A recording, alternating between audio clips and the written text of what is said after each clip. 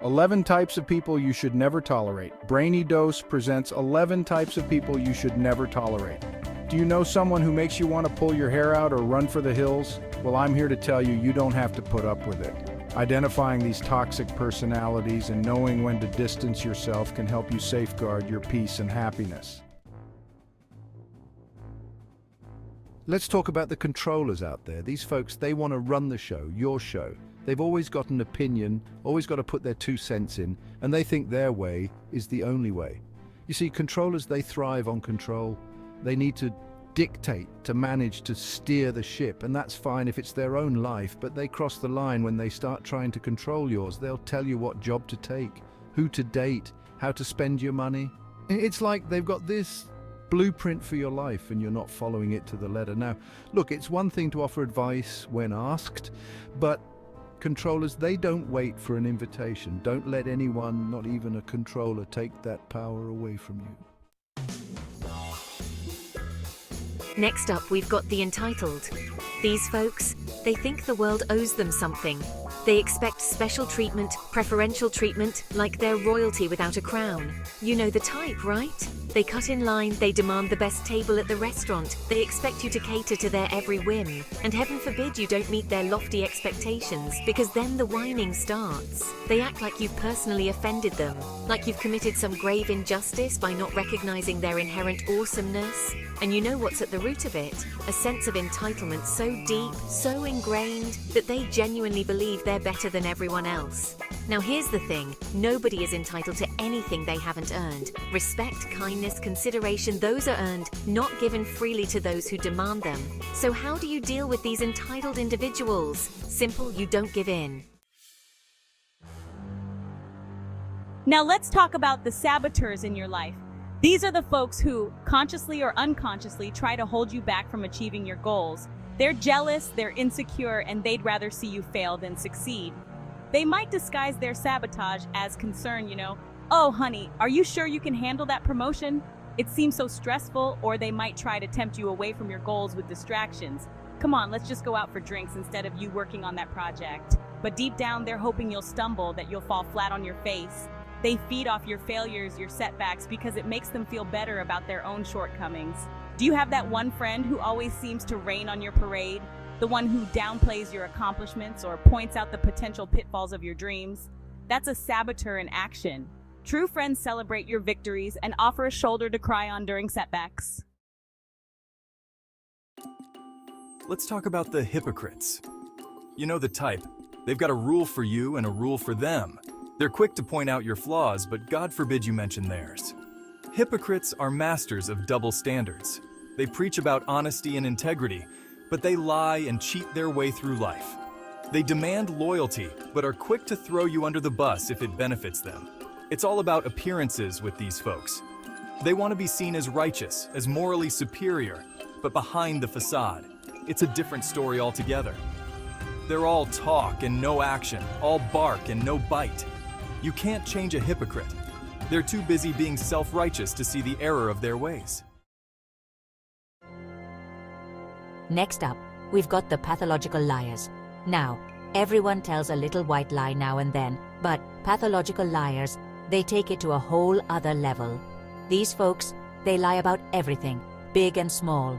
They lie even when the truth would serve them better. It's like they can't help themselves. It's become second nature, an ingrained habit. Now, pathological liars, they create this web of deceit, this tangled mess of half-truths and outright fabrications. And the scary part is they often believe their own lies. They use their lies to control you, to exploit you, to keep you off balance. Let's talk about the inconsistent people in your life. These are the folks who are here one minute, gone the next. They're flaky, unreliable, and you can never quite count on them to follow through. They're full of empty promises, grand gestures that never materialize. They'll tell you they'll be there for you, that they'll support you, but when push comes to shove, they're nowhere to be found. They've always got an excuse, always got a reason why they couldn't show up, why they couldn't keep their word. And you know what? Their inconsistency takes a toll. It chips away at your trust, erodes your faith in them. You start to walk on eggshells around them, afraid to ask for anything because you're not sure you'll get it. You deserve people who are there for you, who keep their promises, who show up when it matters most. Chapter 7. The Moocher. Next up, we've got the Moochers. These are the folks who are always looking for a free ride, a handout, a loan they'll never repay. They're professional takers, always willing to let you pick up the tab, to spot them a few bucks, to do them a favor without ever offering anything in return.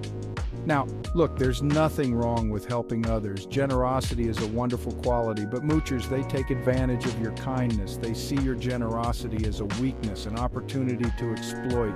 They'll come up with elaborate excuses for why they can't pay their share, why they need to borrow money again, why they need you to do them yet another favor. But here's the thing, you're not a charity.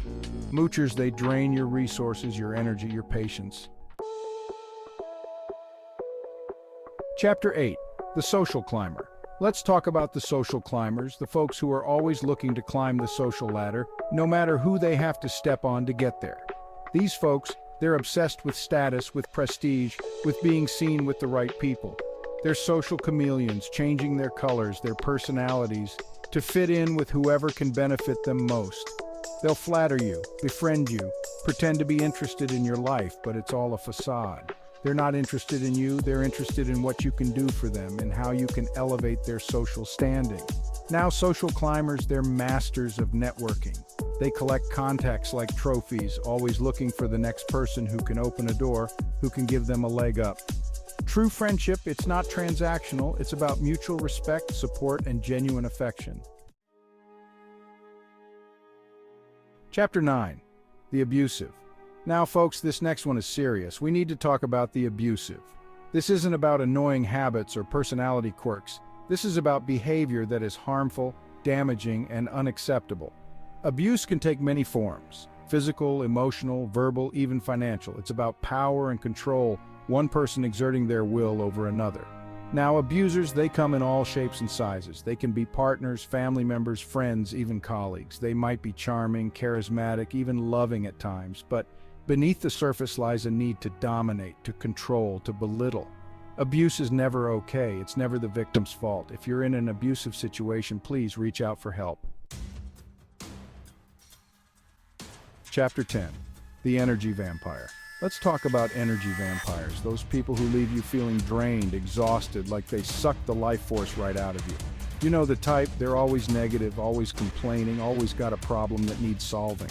They thrive on drama, on chaos, on being the center of attention, even if it's negative attention. They'll dump their problems on you, unload their emotional baggage, and then walk away feeling lighter, while you're left feeling like you just ran a marathon.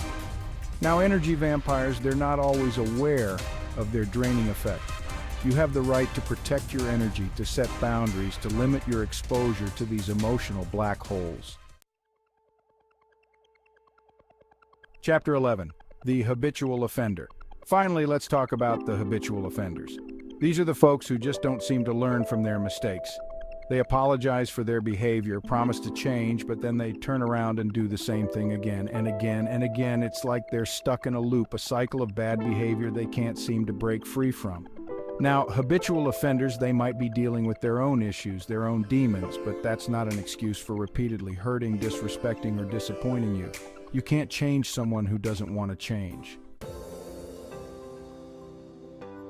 Outro: choose your circle wisely. Look, folks, life is too short to waste on people who bring you down, who drain your energy, who make you feel bad about yourself. You deserve to be surrounded by people who lift you up, who inspire you, who make you feel good about yourself. Remember, you teach people how to treat you. If you tolerate bad behavior, if you accept less than you deserve, you're sending the message that it's okay to treat you that way. So set boundaries, stand your ground, and don't be afraid to walk away from relationships that no longer serve you. In the grand scheme of things, surrounding yourself with positive, supportive, and genuine people is key to your happiness and success. Tolerating toxic behavior is just a recipe for disaster. Learn to identify these types of destructive people and don't hesitate to cut them out of your life. Thanks for watching.